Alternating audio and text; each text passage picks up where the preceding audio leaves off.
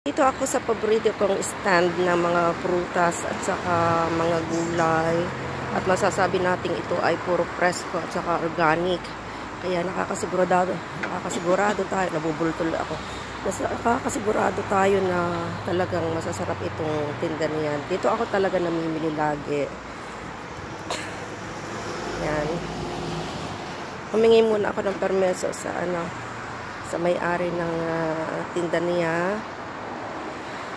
At pumayag naman kasi publicity din ito sa kanyang mga tinda. Ayan.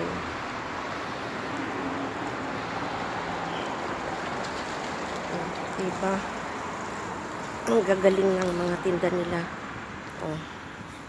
Medyo nga lang may kamahalan, pero ngayon naman buong mundo ay mga mahal na ang tinda. Ayan.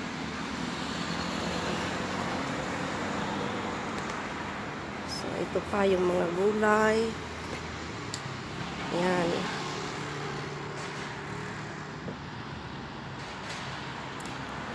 Yan ang masarap yung, ang tawag dito ay broccoli romanesco.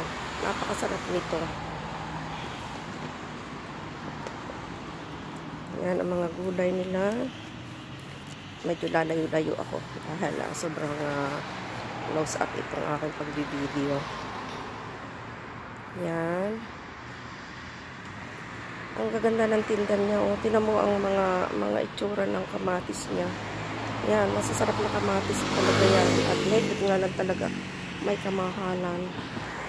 Yan o, mga talong, mga zucchini. At saka yung ayan. Fennel yan, fennel. Masarap yan sa ensalada. Yan. Cucumber. At saka yan, zucchini bilog. Masarap din yan. Ito mga fresh na tomatoes. Ito ang sasarap nitong gawing sa kasugo or sa mga ginisa.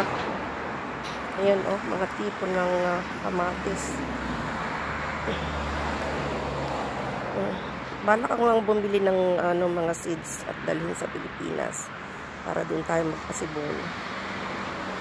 So ayan, ang kabuuan ng fruits stand na pinupuntahan ko dito.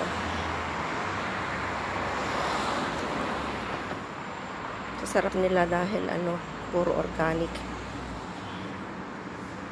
Tingnan nyo ang mga oranges. Tsaka mga apple.